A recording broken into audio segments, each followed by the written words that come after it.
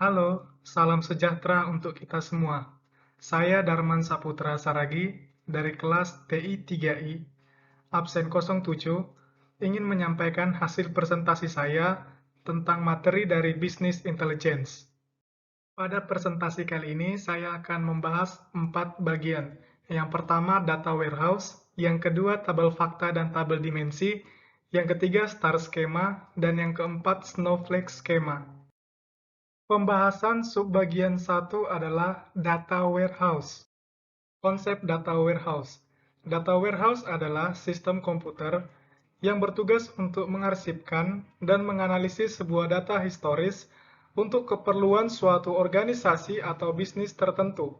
Informasi yang dikelola dapat berupa data terkait penjualan, gaji, serta informasi harian lainnya. Dengan menganalisis sebuah data, maka dapat menghasilkan informasi yang lebih akurat untuk menunjang pengambilan keputusan oleh perusahaan. Adapun tujuan dari data warehouse. 1. Membantu mengambil keputusan. Artinya pengguna dapat mengambil sistem keputusan yang tepat, di mana informasi tersebut harus kredibel dan berdasarkan fakta. Yang kedua, cepat mengakses data. Artinya pengguna dapat berinteraksi dengan sumber tepat dan efisien. Yang ketiga, menciptakan konsistensi data. Dikarenakan data warehouse dapat mengumpulkan informasi dari sumber berbeda sehingga dapat diubah menjadi format tunggal agar dapat digunakan oleh pengguna. Yang keempat, menghasilkan ROI optimal. Yang kelima, menyediakan historical intelligence. Artinya, sebagai penyedia mayoritas historical data, menganalisis setiap periode atau tren waktu yang berbeda. Tapi dari semua tujuan yang disebutkan tadi, yang terpenting adalah meningkatkan keuntungan atau omset perusahaan. Karena tidak ada data warehouse, tidak apa-apa. Tetapi, bila ada, maka akan lebih baik. Komponen yang ada pada data warehouse. Secara umum, ada 3 komponen utama. Yang pertama, OLTP plus data source. Yang kedua, ETL engine. Yang ketiga, data warehouse plus OLAP. OLTP plus data source, yaitu keseluruhan sistem yang digunakan untuk menangani proses transaksi utama, terdiri dari aplikasi yang membaca dan atau tulis dari ke database, file, service, dan lain-lain. OLTP itu kepanjangannya adalah Online Transaction Processing. Kemudian ada data warehouse plus OLAP, adalah keseluruhan sistem yang digunakan untuk menganalisa data yang sudah dikumpulkan dalam data warehouse. Terdiri dari aplikasi yang membaca data dari data warehouse dan memvisualisasikannya ke pengguna. Kepanjangan dari OLAP adalah Online Analytical Processing. Perlu diketahui bahwa extract, transform, load atau ETL adalah komponen yang bertugas untuk membaca data dari OLTP, menyesuaikan formatnya, dan menyimpannya ke data warehouse di OLAP. Pembahasan subbagian 2 adalah tabel fakta dan tabel dimensi. Tabel fakta. Tabel fakta adalah kombinasi atribut dari tabel dimensi yang berbeda. Tabel fakta membantu pengguna untuk menganalisis dimensi bisnis yang membantunya dalam mengambil keputusan untuk meningkatkan bisnisnya. Ada 4 tipe kolom pada tabel fakta, yaitu 1. Foreign key, yang kedua measure, yang ketiga lineage column atau opsional, yang keempat business key column from the primary source table atau opsional. Berikut ini adalah contoh tabel fakta. Di sini ada contoh tabel fakta penjualan. Pada tabel fakta penjualan terdapat atribut ID barang, ID karyawan, total nilai, dan QTY. Maka hasil analisisnya adalah yang menjadi foreign key, yaitu atribut ID barang. Sementara yang menjadi measure adalah atribut total nilai dan QTY. Sementara ada tabel dimensi.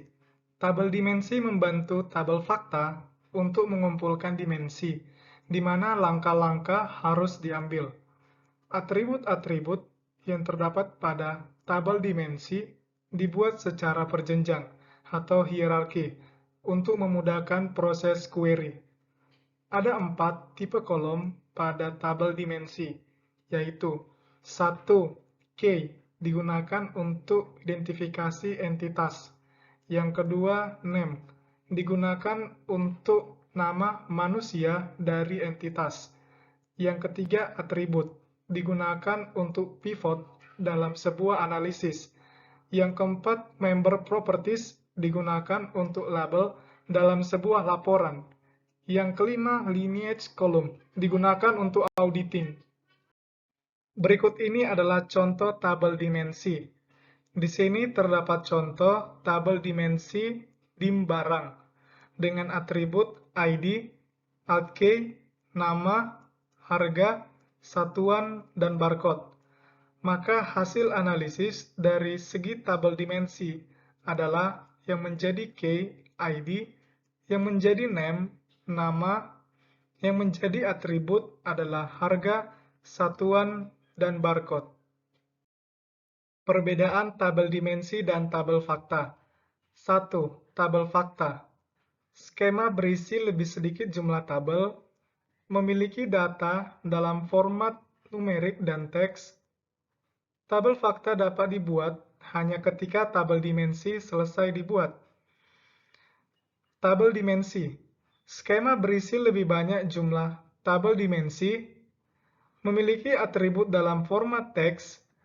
Tabel dimensi harus dibuat terlebih dahulu. Perbedaan selanjutnya antara tabel dimensi dan tabel fakta. Tabel fakta mengandung lebih sedikit atribut dan lebih banyak mengandung catatan. Tabel fakta tumbuh secara vertikal, sementara tabel dimensi berisi lebih banyak atribut dan lebih sedikit catatan, dan tabel dimensi tumbuh secara horizontal. Pembahasan subbagian 3 adalah star schema. Star schema. Star schema adalah model yang menggabungkan antara tabel dimensi dan tabel fakta secara bersamaan sehingga dikenal dengan dimensional model. Di sini, tabel fakta terdiri dari pengukuran numerik yang disertakan ke seperangkat tabel dimensi yang dipenuhi atribut deskriptif.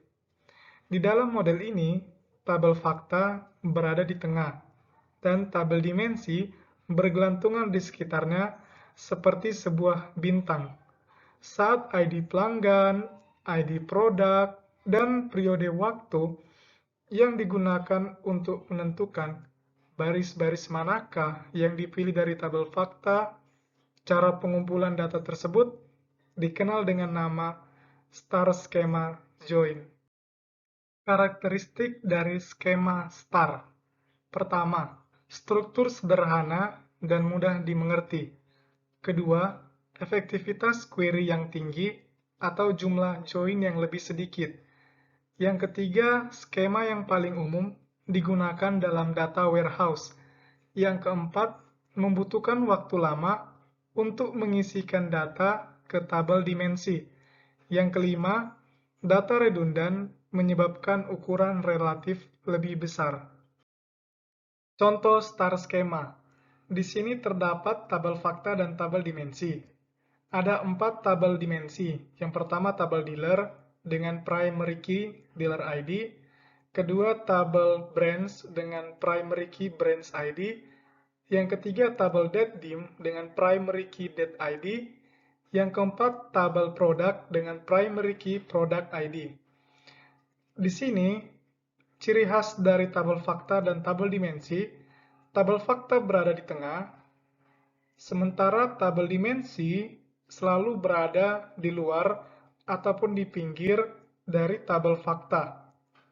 Di tabel fakta, mengambil informasi dari setiap tabel dimensi dengan cara mengambil informasi berupa primary ID dari setiap tabel dimensi, sehingga di tabel fakta menjadi sebuah foreign key. sehingga itulah yang disebut sebagai star skema. Kelebihan dan kekurangan star skema. Kelebihannya adalah 1. Cenderung mudah dipahami karena modelnya yang lebih sederhana.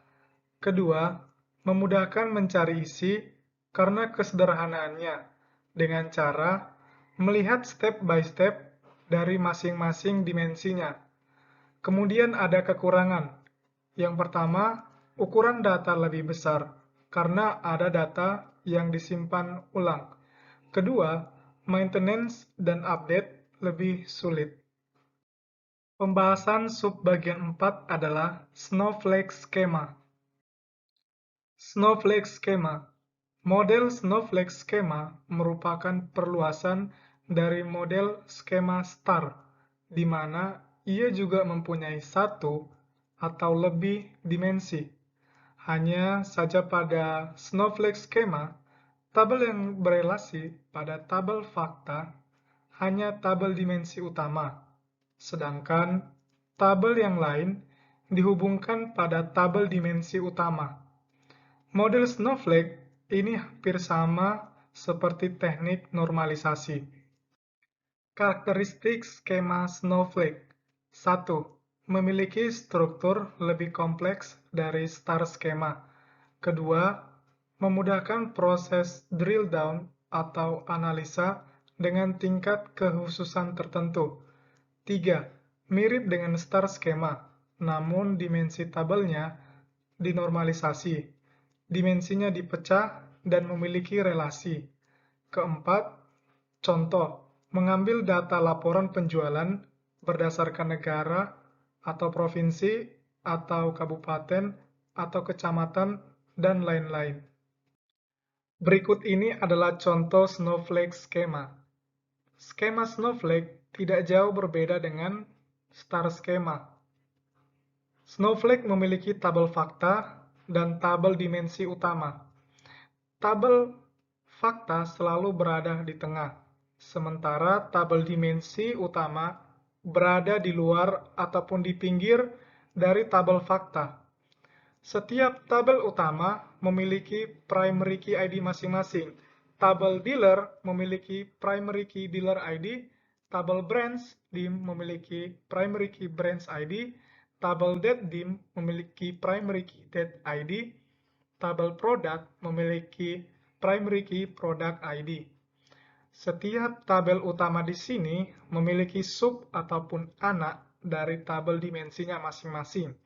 Contoh, pada tabel dealer memiliki sub atau anak tabel dimensi yaitu tabel location dan tabel country. Masing-masing dari sub anak dimensi ini memiliki primary key-nya masing-masing dan memberikan informasi dalam bentuk key kepada tabel dimensi utama. Kemudian, di sini ada contoh tabel produk. Memiliki tabel anak yaitu varian dengan primary key varian ID.